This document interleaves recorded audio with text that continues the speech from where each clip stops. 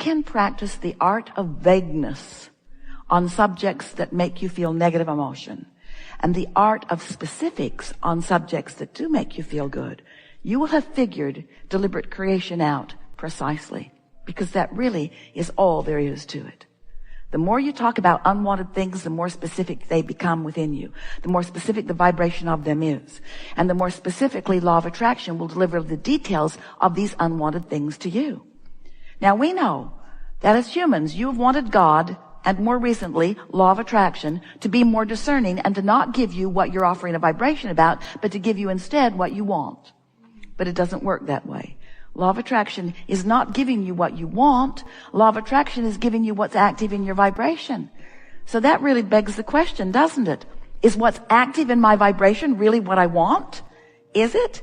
Am I offering a steady, active vibration about my true desires? Or am I offering a steady vibration about what is? Well, if what is your true desire, then that's really a good plan. But if you're reaching for something different or something more, and you always are reaching for more, then you're wanting to use a different criteria for that which you give your attention to. So today, we're going to talk about alignment. We've been calling this gathering the art of allowing for a number of years. And the reason that we like that title so much is because it speaks to what your true power is, and it speaks to what your true path to that power is. Because if you care about discovering and practicing, it's why we call it an art. It's something you work at until it clicks into knowledgeable place for you. When you practice the art of allowing, what is it that you're allowing? You're allowing your alignment with the source within you. You're allowing your resonance with the energy that creates worlds.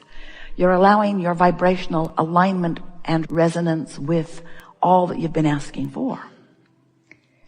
The way we've been describing it to you in as simple terms as possible is that in your physical form, you are an extension of that powerful non-physical energy. And you came to explore the leading edge contrast for the express purpose of finding more leading edge. Because as eternal beings, you know, new thoughts are important, new ideas are important, new desires are important, new reasons to summon energy are important. And you also know that you can't stand still, that you can't stand in satisfaction where you are. You must keep reaching forward. You must keep reaching into more. So you came as an extension of source energy, intending deliberately to explore the variety that surrounds you, knowing that by knowing what you don't want, you would know more clearly what you do want. And you knew that contrast would be there for you to see and to choose from in every moment of every day. And so you came forth to explore, and every time you explore, even in something that is really known to you, you are still refining it and coming to further conclusions about how it would be better still. The improvement never stops, because that is what life really is about.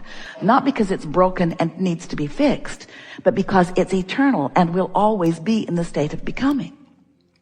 So when you get into the flow of this eternal becoming, and you begin enjoying the process of the becoming, then you no longer feel uncomfortable about the contrast, because you know it is necessary to the becoming.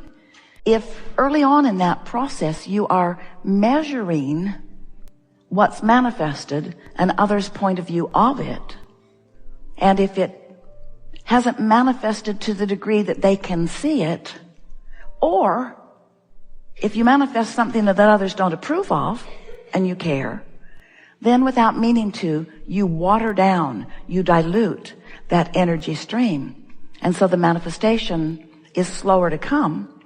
And most important, your experience in the process isn't satisfying. And then you begin to wonder, what's it all about? Why am I doing what I'm doing? Are my goals and dreams and hopes valid? Or do I need to measure them against all others to see how they stack up? And if I find myself on the approved list of desires, then how do I ensure that I will receive them? And who do I ask about how well I'm doing? And who gets to decide? Who gets the juice today? Is it available to all of us? Or is there a quantifiable pile of energy stream juice And if somebody else is needing it more than me, should I hold back and deprive myself? Well, we've sort of stated here the questions that we hear from so many humans who are, for one reason or another, not allowing themselves the steady stream of manifestational evidence of their focused energy. Do you know that you are a vibrational being primarily? Kind of hard to note that when you are able to translate your beingness, your vibrational beingness, into so much stuffness. You see and hear and smell and taste and touch so well that it's easy for humans to forget that they are vibrational, because they want to categorize the physical world that they can see and hear and smell and taste and touch as reality, as material reality, as the real life, where non-physical things not yet manifested, or things that are thought in nature primarily, they want to call those non-physical or non-real or non-evidence. The art of allowing is figuring out which things deserve your undivided attention and which things don't. And your emotions are your very valuable key to that. And then once you have decided what you actually want to give your attention to, that you want to focus upon until it becomes an active belief within you. You see, when you give your attention to something, it's vibrating. And when you give your attention to it for a little while, it vibrates with more stability within you. And when something vibrates with stability within you, now it has attraction power, and it will show itself to you in more and more vivid, real ways. So once you have decided, well, this is something that I want to come to me in more vivid ways, then give it your attention. But if it is not something you want to come to you in more vivid ways, you must distract yourself from it. So some say, okay, I'm not going to think about that thing anymore. We say, what thing? That thing you're thinking about? Yeah, that thing over there that I'm thinking about, I'm not going to think about that thing anymore, because I don't want that thing that I don't want to come into my experience anymore. I don't want to think about that thing that I'm thinking about. We say, well, how are you going to deactivate it?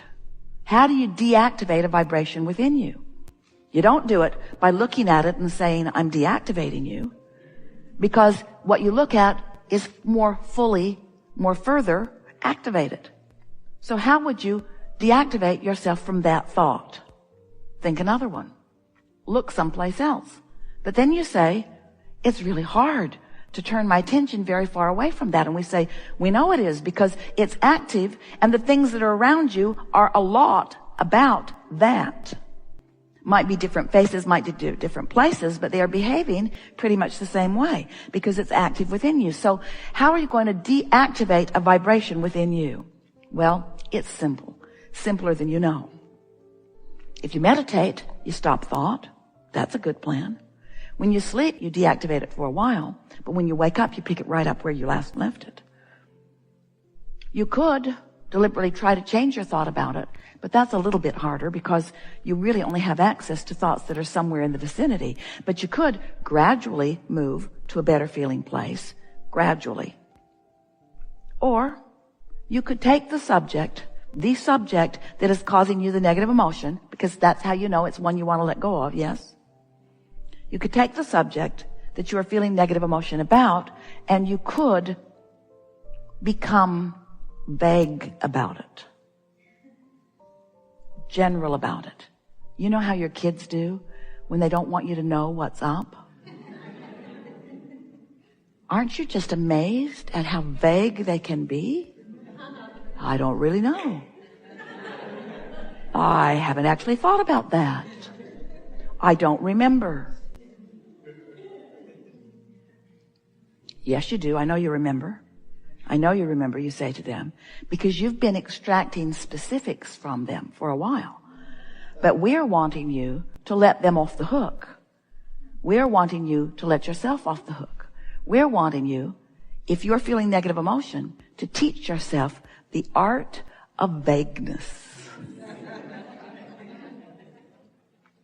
I don't really know. I haven't really thought about that. I don't really have time to think about that right now. I don't need to think about this right now. It'll be all right. Don't worry about it, Mom. Don't worry about it. It'll be all right. Whether you know it or not, you are synthesizing life, and you are giving birth to new desires, and you're fulfilling your reason for being, because you are reaching into what is and asking for more, even if you don't put it into those words. And the source within you is always doing its part by riding the rocket of your desire, holding fast to the new idea, and finding vibrational resonance with it, and focusing completely and singularly upon it, meaning no split energy, holding it for the ready manifestation that you are calling fulfillment of whatever it is you've been asking for. So step 1 happens without you knowing it, and step 2 isn't your work anyway. But step 3 is what we are calling the art of allowing, is your work. And that work is, you must, if you want to feel good. You must, if you want to find resonance with who you are. You must, if you want to fulfill your reason for being. You must find a way of being a vibrational match to what you have, through your life's work, put into your vortex, into this vortex of creation. You must find a way of becoming a vibrational match to this idea, to this newness that you desire. You must find a way to feel prosperous even before the money comes, or the money can't come. You must find a way to feel clarity even in confusion. And you might say, well, that doesn't sound that easy. And we say, it's easier than you have been believing it to be. Because you have the ability to find the thought of something. You don't need the manifestation of it first. Many people say, well, show it to me and then I'll believe it. And we say, we understand that because there are plenty of people around you showing you things, but often you find a way of still not believing it for yourself. You believe it because someone is experiencing it, but you often don't believe it for yourself, you see. We want you to understand that you cannot wait to see it before you believe it. And if you will find a way of believing it before you see it, then it must show itself to you. We want you to know that there are always reasons to want more, that you are always refining, and that when you have that knowledge, that attitude, that nothing has ever gone wrong, it's just another door opening for more to come to you. That is the reason, in fact, that you come back again and again and again. You don't say, I'll go forth and this time we'll get it right. We'll decide what politics are right. We'll decide what religion is right. We'll decide what is the proper way to raise children. We'll decide what is appropriate food to eat. We'll get it all decided and we'll write it down. Maybe we can get God to write it on tablets and put it somewhere. We'll get it all written down, and then we will come forth and we will find a way of complying with what has already been decided. We will be obedient. And we say, you will be bored. And you would really be dead, and there is no such thing as dead. You would be finished if you did not have the opportunity to explore and come to your own personal new conclusions about what you want. Life would not flow through you. And what we want to convince you about is that once you come to those personal conclusions, no matter how broad or narrow or important or unimportant you deem them to be, once you come to those important conclusions, once you come to a decision about something that you want, the energy that creates worlds lines up behind you, lines up to support you, lines up to fuel you and feed you, in the same way that the energy that creates worlds, because this is how it works, you see. You are a leading edge creator, and you are meant to come to new decisions. We have enjoyed this interaction immensely, and we mean it. In other words, we were interacting. As we've been visiting, your vibration has come right up to speed. As we've been rambling here about these things that for the most part you already know, holding you in a steady conversation about them, you have come into vibrational alignment with your true knowledge about how deliberate creation works. You are powerful creators. As Esther was standing at the podium, bringing herself into soft vibration, distracting herself from that which is around her with the singular purpose of allowing her vibration to raise into the vibrational frequency of that which is us. The first thing we said to her is, this is going to be your favorite day ever. We have enjoyed this interaction a lot. We told Esther as the day was beginning that it would be her favorite day ever. And when she listens back to this, she's going to discover why.